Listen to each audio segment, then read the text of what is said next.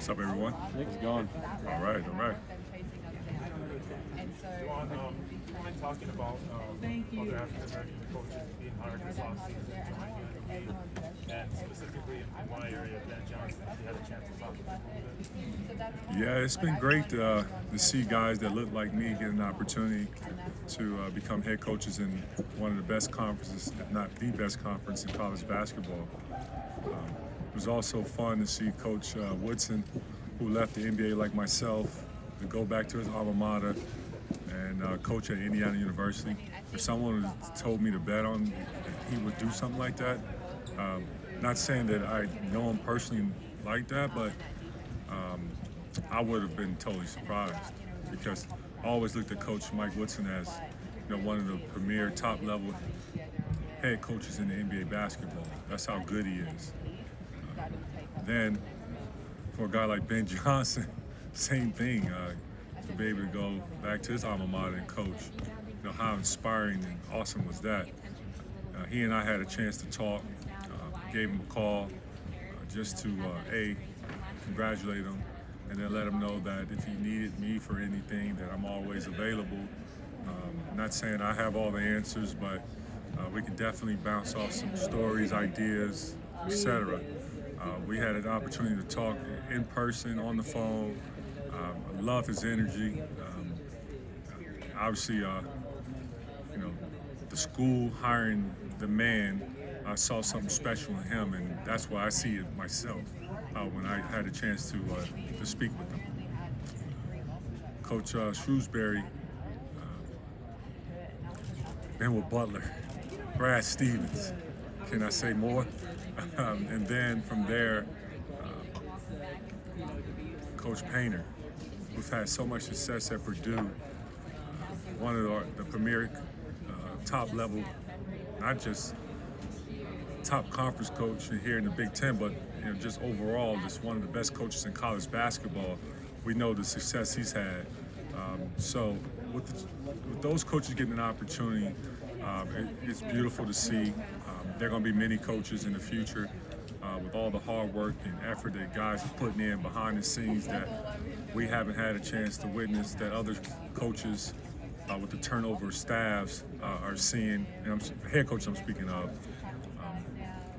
It's great. It's great for college basketball. Juwan, you obviously know as much about the NBA as anybody. What is it Hunter needs to do to be able to make the transition to being a successful pro? And can those things help you guys as a team this year become even better than you were last? Hunter will continue to do what I knew when I first recruited him, is continue to work to have that growth mindset on preparing himself to compete night in and night out.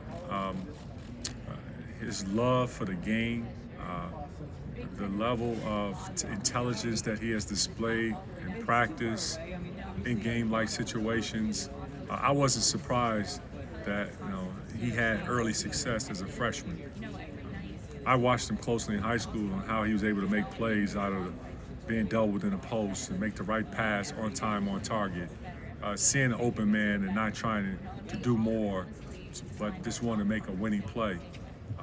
For him to have so much success in high school and winning, that right there spoke volumes to me, because it also put a thought in my head that he's been coached, and he's been coached the right way. How that's going to translate and transition into the NBA, I'm not here to talk about the NBA right now, because we hadn't gotten that far. He has his sophomore year that he's looking forward to, and with that, we're looking forward to a healthy season. That starts with that first, good health, and then we take one game at a time. But in practice, from what I've seen, he is always one of those guys that he comes every day up on time. He works out hard. There are times when he call or text me to get extra work in before practice or after practice. We watch individual film together. So, he's a joy to coach, and I enjoy having him in my corner. Hey, Coach, you're a Michigan guy. You're right. You're representing your university. I just talked to your two guys. What great guys! Congratulations. Yes, thank you. Great guys. But what's it like for you? I mean, you came back home a couple years ago. I mean, this is home to you. I mean, you take extra pride in the program. But I mean, how cool is that for you to kind of be living your dream to be the coach? Yeah, you said it. I am living my dream, and so when you live a dream of, and let's start with this first. I never dreamt that I would be the head coach at the University of Michigan.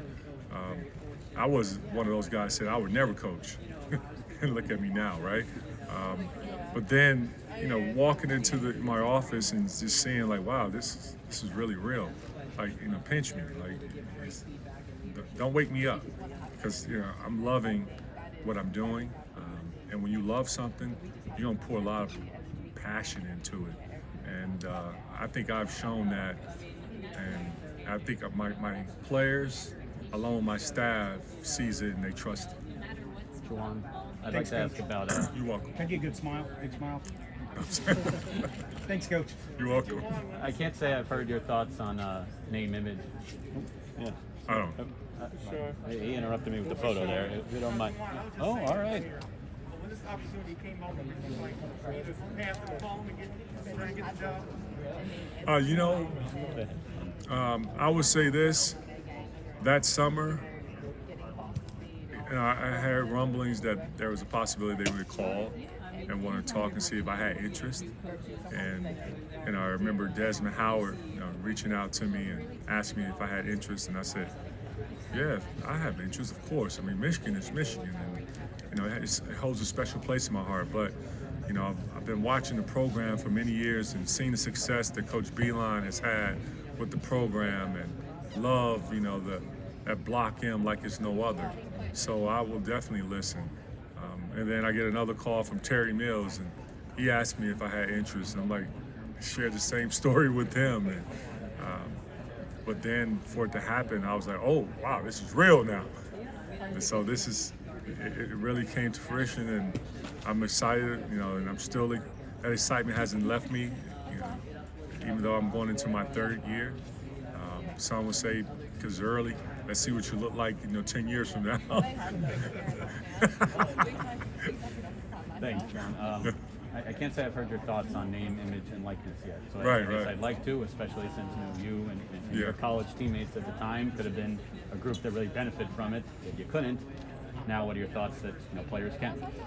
Oh, actually, I'm happy for the players. I support the players getting the opportunity to capitalize on name, image, and likeness. It's their brand, and today's market, you have to evolve. And with social media, with how that it's a lot different from when I was in college. A lot of players are doing fun.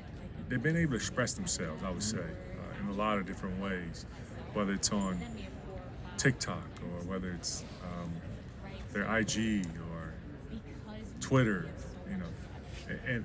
and I don't see anything wrong with that, because it's all about how we can help them become the best version of themselves. As a student athlete, before name, image, and likeness existed, as a student athlete, helping them become their own CEO, whether they make it to the NBA or not. Okay, what we have planned for those who go on and not going to play basketball. I've always was about, let's bring the Michigan alums and meet our players, and so they can, when they finish and they get their degree and graduate, they can walk out of here with a job.